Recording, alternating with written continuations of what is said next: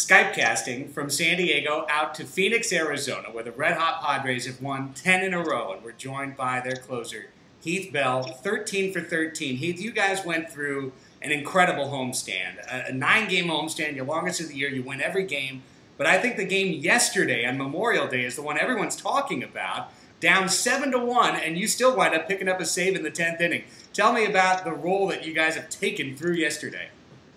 You know, when we got home, we just wanted to, we were happy to be home. We were on the road so much, and pretty much like in a month, we were home for, I think, 7 days, and we were just really happy to be home, and we started winning some games, and we didn't really care about a win streak or anything or sweep everybody. We just wanted to win, and then we came on the road, and it was a little disappointing. We made a couple errors, and Chad gave up a couple of, like, CNI singles, and all of a sudden they were up 7-1, and it was just like, oh my God, you know, like, okay, I guess the win streak's over, but let's keep playing hard. You know, you can just sense, well, let's just keep playing hard, see what happens. And before you knew it, we were right back in the 8th inning, and then the 9th inning came along, we tied it up, and basically in the 8th inning when we came back, I was like, you know, there's a chance I might get a save here, you know, and I think in the bullpen everybody just realized, you know, if we just keep doing what we're doing, you know, we might get back in this game. And whole Bologna, you know, 9th inning we tied it up, and you know, in our 10th inning we hit a 2-run bomb, and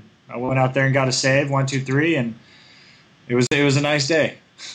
Indeed, 10 wins in a row for this team from where you guys were heading into that homestand to now be looking at yourselves. And you know, I remember talking to you during the previous homestand, Heath. You got a big save against Colorado, and you told me flat out, we're going to be a winning team this year. And I think a lot of people would not have believed that at the start of that homestand, and all of a sudden here you guys are, a game over 500. How did you go from so low to so high?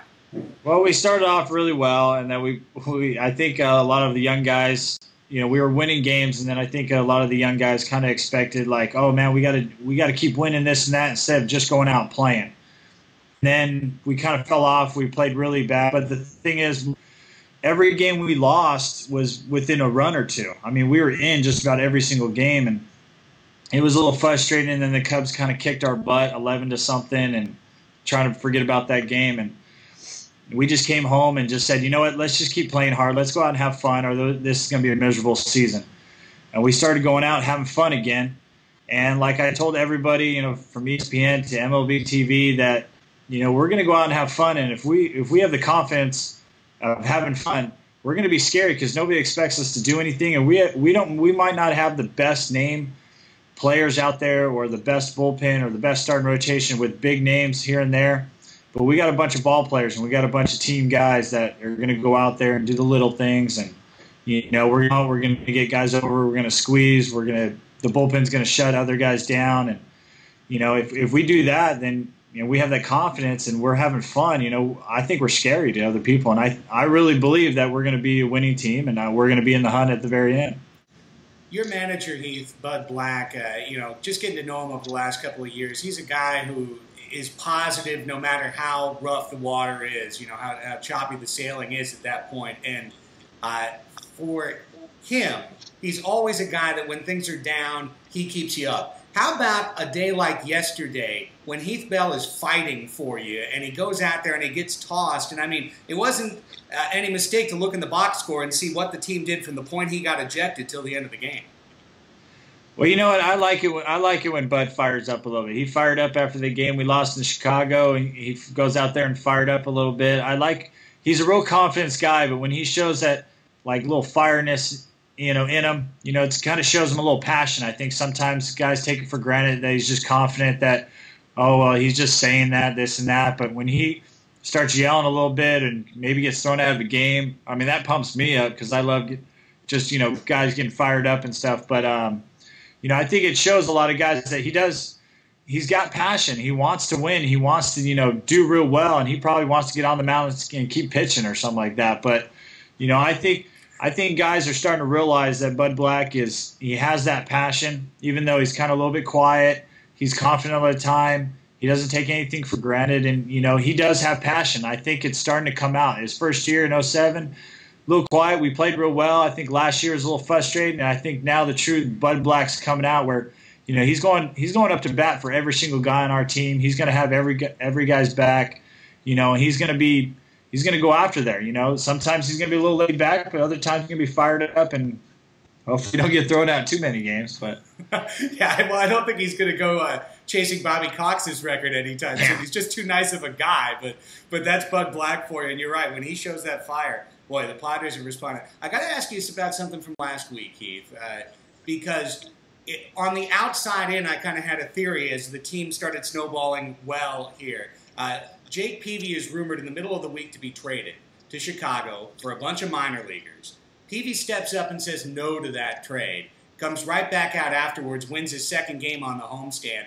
And on the outside in, I was kind of thinking, I wonder if these guys are getting a kind of a major league attitude in the clubhouse of, hey, they may want to trade our top guy, but we're together now, and forget about them. We're going to win this thing as a unit together. Do you feel like maybe Peavy getting dangled out there and then saying, no, I'm staying with this team, did that help kind of tighten up what was already a pretty tight ship?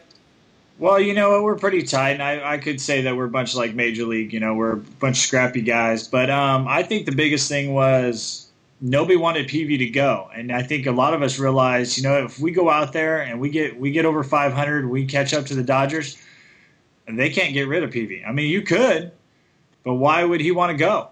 So, it's not like we want to basically keep him here. We want to keep him in San Diego, and he's going to go out there every fifth day and do the best he can and possibly win a game every fifth day. But those 4 games in between, it's going to be the rest of us. So, and we don't want to see him go. So, therefore, we're going to go out there and we're going to try to bust our butt to try to get back in this race and make it really hard for the Padres to get rid of Peavy. I don't think Jake wants to go anywhere because San Diego's great, got good fans, great weather, great town, great ballpark.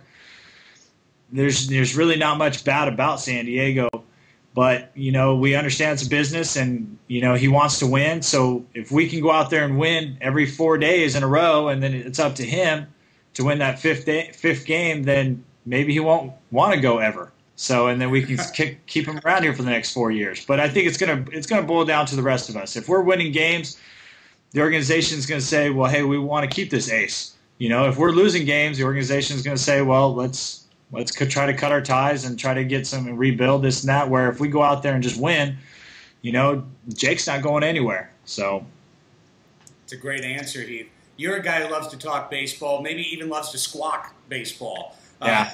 And I know you got a website that you wanted to tell everybody about, squawkingbaseball.com.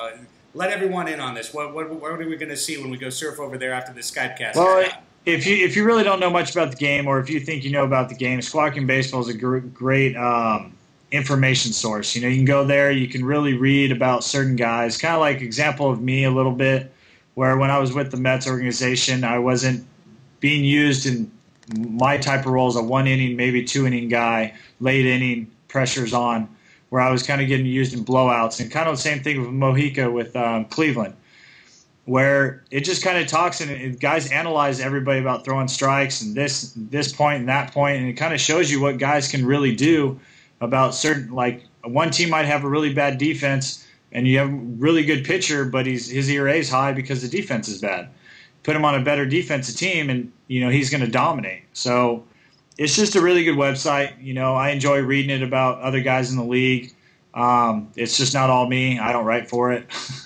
So, but I've come to know some of the guys that write for it. So Squawking Baseball is a good, like information if you like reading about baseball and learning about baseball. Real fans of the game, reading the real stuff about the game, not just the surface stuff or the fantasy stuff. I like it. Well, because also on ESPN and MLB, ESPN mostly, they show all the East Coast teams, and there's not a lot of West Coast, action. There's not. I understand the games and there's certain time frames, but you could show West Coast highlights and stuff. I mean, we see certain players on the East Coast every single bat. We see the West Coast maybe one pitch of the game, and that's it.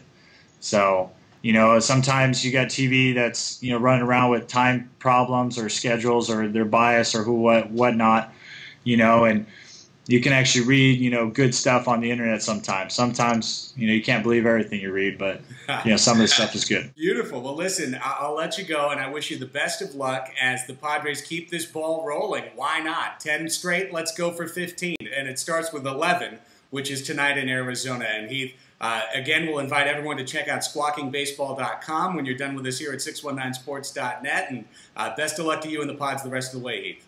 Thanks for having me, guys. Take care.